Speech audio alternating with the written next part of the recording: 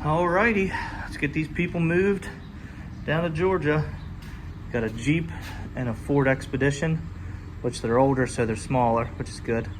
They'll fit in here, no problem. Just gotta get some straps and whatnot moved around, and then we'll back this one in, and we'll probably pull the Expedition in. I'm thinking that's what's gonna be best. Get some weight off the hitch and put everything over the axles. Well, they said they've been at this move for 2 years. That they've had the house down there, moving from Maryland to Georgia. So this is pretty much, familiar territory to me. I grew up around here. Friends of the family. My dad knows who this gentleman is. He was a referee. Dad's real big into, when I was a kid, real big into Little League sports and Pee Wee football and all that. We used to, I think it's parking lot's right up here on the left. It's a Bud Light sign right there. Used to be a bar we would hang out at all the time right down there. So familiar territory to me. Got the Jeep backed in there. Get this, try to get this Expedition stuffed in there. It's crazy how the older cars are so much smaller than the newer. Like, I'm sure a new Expedition would fit in here, but I would have probably just brought the wedge. But I brought the enclosed in case they had, see how much room I have. Maybe they can throw a couple things in here, maybe like lawn equipment or stuff that they don't want. It's that Penske truck right there, stuff they don't want, mashed up against their clothes or furniture or things like that. So we'll see how much room we have left. I think I got the Jeep in a good position. I'm gonna hop out and open up this side door for second spot, and then get this thing pulled in there. I apologize if it's windy out here. I'm parked behind this abandoned Burger King. Needed to stop, and there's a McDonald's across the street, so I stopped there. But I really like seeing my friends do good. I need my sunglasses, it's bright out here. I really like seeing my friends do good. So my buddy Adam came to transport. He actually just added another truck and another trailer to his fleet. So he, good friend of mine. We work in the same area. There's no competition. We talk all the time. We bounce stuff off of each other. We ask each other for help when we need it. And yeah, so good to see people that I'm friends with doing good, no matter what it is, even if you're not in the business. But nobody's really competition to me, and I love and I enjoy just seeing people succeed. Whether it's transport, whether it's an office job, I don't care. But I was thinking when I was walking out of there, I'm gonna I got some extra merch that I'm storing that I'm not really selling, so I'm gonna give some things away. So I think with this video I'm gonna give away 2 hats. So if you guys comment down below, just comment down below what you do for a living, and I'll select like 2 random people from that and get you guys information and send you a hat. So comment down below what you do for a living, or if you're interested in getting into Hotshot, let me know that as well. So with that being said, we're gonna get back on the road because we got to put some miles down to Georgia. Headed outside of Tifton on this relocation for this family moving. So nice weather, finally got out of the rain, so I'm going to get this sweatshirt off, get in the truck, and get some miles down. I would be lying if I said this wasn't one of the sketchiest places I've stayed in. Although, there's cops sitting there. There's cops sitting there. There's 2 trucks behind that place, but that place is rowdy right now. There's people yelling, whatnot. There's a Huddle house that has parking beside it, but it says it's for that Sketchy motel only. This is a grocery store.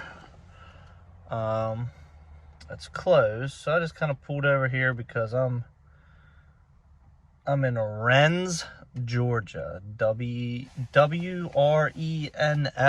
Georgia. And customer told me about this long stretch of just 2-lane roads and not much going on. So It's late. I got 149 miles left to do in the morning. Then we start heading home. I can drop it anytime, but I think we're just going to call it a night here. I don't think I'll be bothered. I'm not really. Just pulled along the curb. Just out of the way.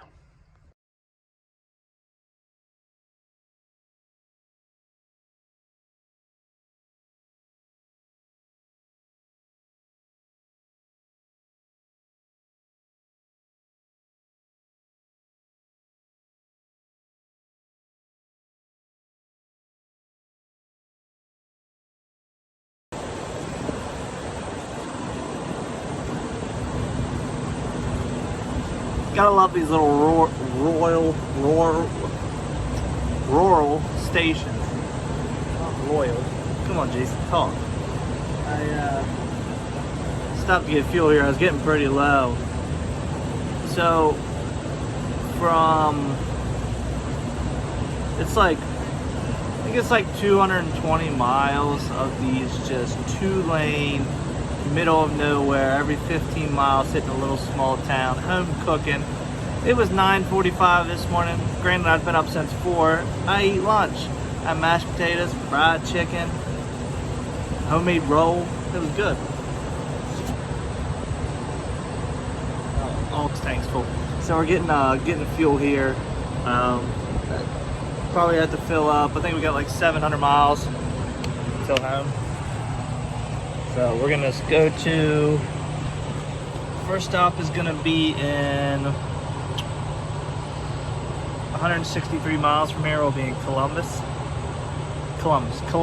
South Carolina. I'm all mixed up. Columbia, South Carolina. We'll get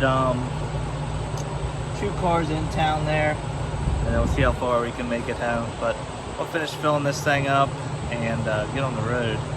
Trying to think if anything else has happened. Drop off went smooth.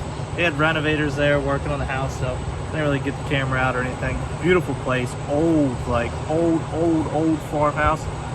2-story farmhouse with like covered porch and then the 2nd-story balcony. And there's like, if I had the kind of money that I could find a house like that and fix it up like close to where we live, I'd be in heaven. And I know that's what the old lady wants. But the whole building and renovating process, I don't know if you guys have ever gone through that. I haven't, but I've seen like other people go through it, and I can't put that stress on top of what I do for a living.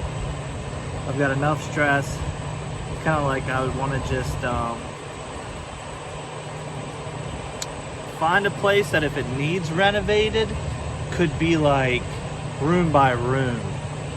You know, maybe like this room needs new flooring, or you tear up the flooring, or you tear out the cabinets in the kitchen. It can be done in a couple days. That whole, like, I don't know why I'm rambling about it. It stresses me out, and it's not even on my horizon right now. But I would like to move and build a shop and all of that, but that's coming soon. We just keep grinding. I feel like I finally have my foot on the gas, and I'm not letting up right now. I've had multiple good weeks, and it's just like everything's clicking, and I love that, because I just got to the point where I was kind of feeling lost in business. I started like exploring other options in this industry, and then it's just like things just pick up, and kind of the winter blues, I guess. But again, I'm gonna stop rambling. Well, it's a beautiful day, and oh, maybe I shouldn't have parked here. Thought I saw what would look like my car. These are state vehicles, so they must be on this lot over here, which there's no way to really park on their lot anyways. We're in Columbia, South Carolina. This is Dodgeland. Picking up a little ProMaster City, the tiniest little ProMaster they make. Squeeze that in the enclosed here. We've got our official shoes of the enclosed gang of jumping in and out of cars. Always nice to wear Crocs. You can slip them off real quick if you got to climb in through the window. Don't get anything dirty. And I wear socks so I can walk around, but let's Let's see if we can find anybody. You have arrived. Going on. Destination. Man, one thing I hate about picking up at dealerships sometimes is like, so they tell you to make well, I didn't know this till now. They want you to make an appointment to pick up a car. They want you to make it 48 hours in advance. Like, how am I supposed to know when I'm gonna be there 48 hours in advance? All right. So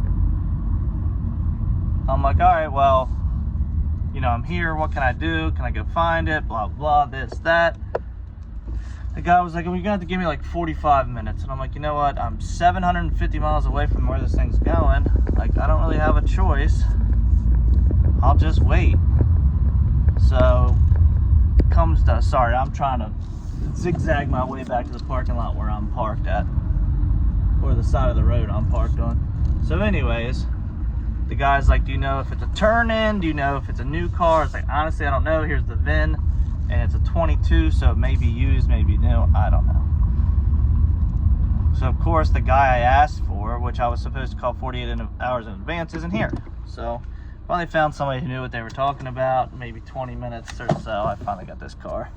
It's a brand new, oh, I'm going to get you guys out of it. It's a brand new 2022 ProMaster. It's got 35 miles on it. And it's headed to, like, some surgical place. I guess they tried transport, like, surgery supplies or body parts, or I don't know. It's a little tiny thing. I knew it was a tiny one because the cities, the ProMaster cities are just a little baby one, so maybe that would fit in here no problem. It's actually smaller than a regular SUV is nowadays. Well, time to go home, except for that they got us locked in this lot. They've got a call button that I've hit twice. It says to push once, and this is the exit, so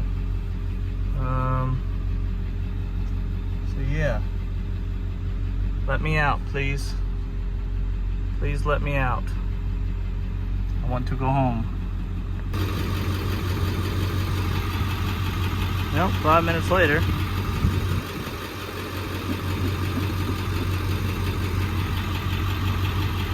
Still locked in. Well, lovely morning at home. Got home about 2 a.m. last night. Got up this morning. Old lady let me sleep in a little bit till about 9. So, got the Denali running here. Small trailer. I'm gonna put the Toyota on this and take it into the city. So I'm not lugging that big trailer around in the city. It's not an enclosed load, so I don't care about putting it on this thing. It's a 300,000 mile Toyota Highlander. So I'm gonna throw it on the small trailer, and then the enclosed is parked over in the parking lot.